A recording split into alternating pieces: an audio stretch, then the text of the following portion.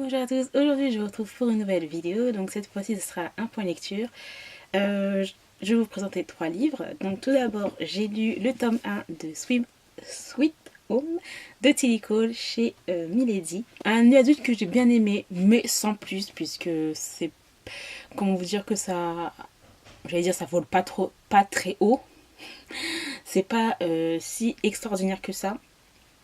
Mais à ce qui paraît, le tome 3 est beaucoup mieux, puisque le tome 2 c'est à peu près la même chose, mais du point de vue masculin, donc je le lirai. Mais le troisième tome est beaucoup mieux, puisque là il aborde des sujets un peu plus sombres, donc j'ai hâte de le lire.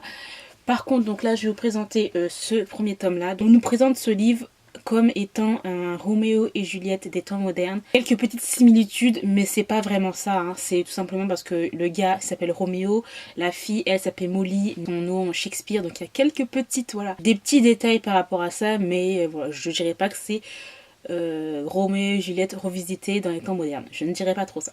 Dans tous les cas, donc c'est Molly qui est une brillante étudiante d'Oxford, donc elle est très intelligente. Elle est en avance de quelques années, elle vient voilà d'Angleterre et là elle part en Alabama, finir en fait son cursus universitaire. C'est différent, tout est dépaysant et c'est tout est nouveau en fait pour elle. Elle découvre aussi la passion que ont les Américains par rapport au football, donc football américain, donc on va dire un peu rugby, hein. Surtout, elle succombe au charme de Roméo, donc Roméo ou Rome, qui est un footballeur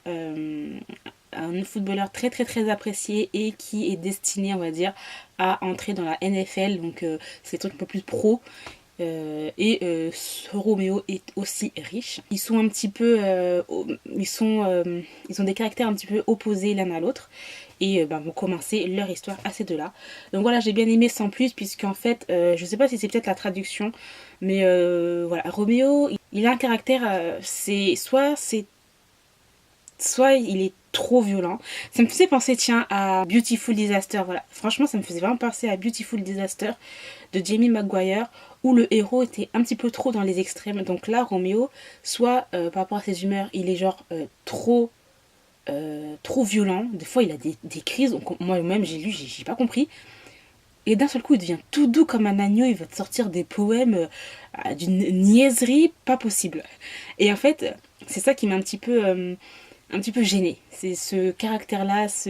Donc je sais pas si c'est vraiment la traduction ou si c'est vraiment son caractère à lui. Soit il est trop dans les extrêmes en fait, hein, tout simplement. Mais voilà, j'ai bien aimé, surtout que on est vraiment un univers football, Alabama, enfin pas cow-boy, mais vous voyez les accents un petit peu texans et tout. Donc j'ai bien aimé ça. Aussi, en fait, il y a une playlist, je crois que c'est à la fin ou au début. L'auteur Tilly Cole a fait une playlist en fait, c'est pas Deezer, mais Spotify, voilà, et qui va vraiment avec l'ambiance du livre. Donc moi j'ai lu ce livre en écoutant la playlist qu'elle a fait et c'est parfait en fait pour l'ambiance du livre, donc j'ai vraiment apprécié ça. Il n'y a rien qui surprend en fait, tout est prévisible dans cette nuit adulte. Les personnes qui ont lu beaucoup de nuits adultes, ils vont trouver que cette nuit adulte là est un petit peu plate, on va dire ça.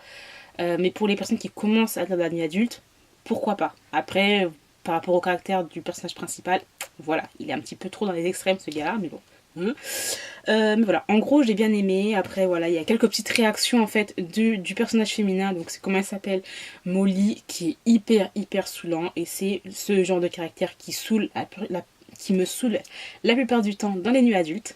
La fille me tape sur les nerfs, clairement. Et ben voilà, c'était bien, mais rien d'extraordinaire pour ce premier tome.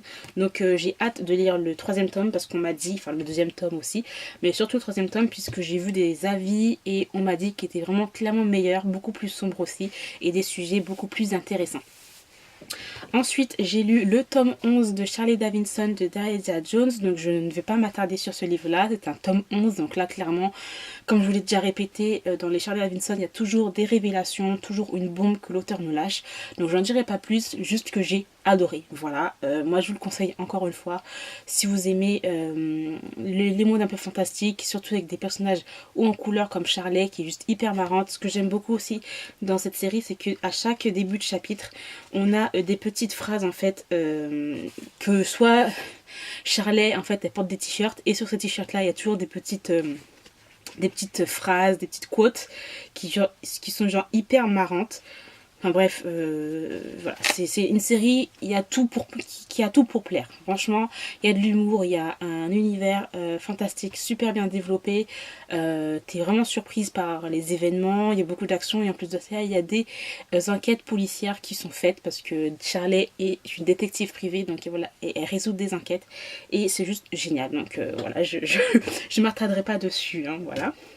Et ensuite, j'ai lu le tome 1 de Nox Arcana. De Victoriane Vadi, donc c'est chez MX Bookmark dans la collection Imaginaire.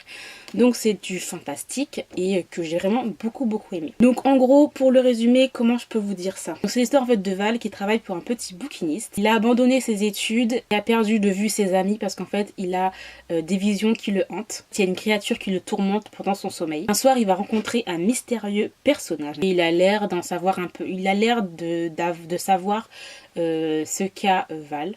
Donc il décide de l'aider et Val accepte. Val commence à faire confiance en fait à cet homme mystérieux, donc il s'appelle Citri. Il sait pas, voilà, il y a toujours quand même un petit un manque de confiance en fait. Donc en gros, franchement, j'ai vraiment beaucoup aimé ce premier tome là. On est vraiment plongé dans l'histoire. On découvre en même temps que Val, donc le personnage masculin de cette histoire, le personnage aussi principal de cette histoire, on découvre en même temps que lui le monde qu'a créé l'auteur par rapport aux démons. Il y a de la mythologie égyptienne, on découvre que les démons ne sont pas vraiment si méchants que ça et les anges ne sont pas si gentils que ça, donc j'ai apprécié ceci. L'écriture de l'auteur est vraiment super passionnante, en fait on est vraiment plongé dans cette histoire. J'ai adoré les différents personnages que l'auteur nous présente car ils sont hyper charismatiques. Il y a le lien entre Val et Citri, donc Citri c'est l'homme qui est voilà, le démon on va dire, le démon, oui, pas on va dire le démon, Citri.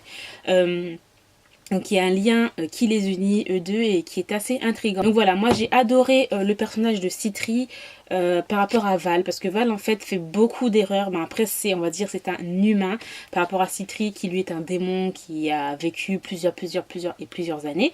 Mais j'ai vraiment beaucoup plus aimé Citri par rapport à son charisme, par rapport à juste à son caractère, voilà, et Val qui m'a un peu saoulée par moments par rapport à certains événements. Des fois il se remet pas trop en question, il fait des choses sans réfléchir et Citri est là en fait pour tout réparer en fait, en gros c'est ça. Ensuite on a des scènes hyper sensuelles entre les deux personnages et ça j'ai complètement adoré.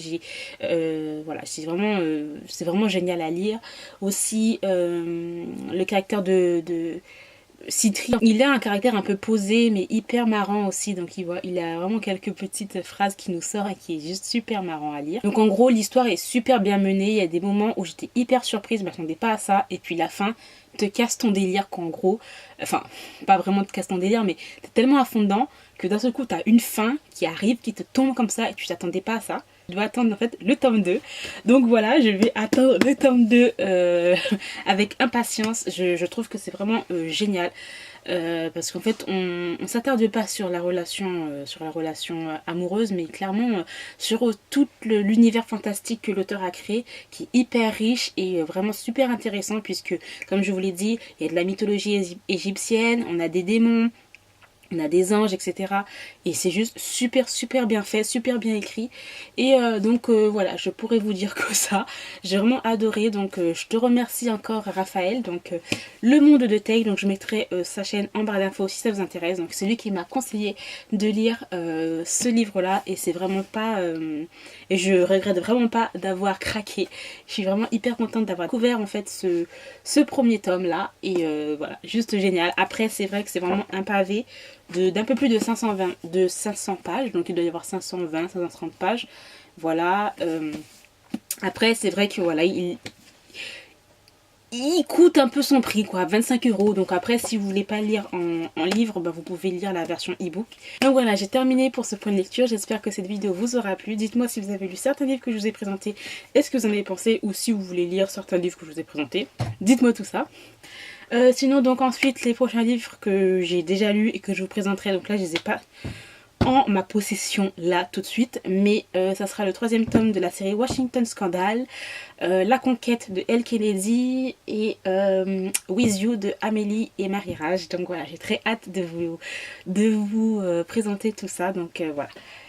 Je vous remercie d'avoir regardé cette vidéo jusqu'au bout et moi je vous retrouve très bientôt pour une nouvelle vidéo. Bye!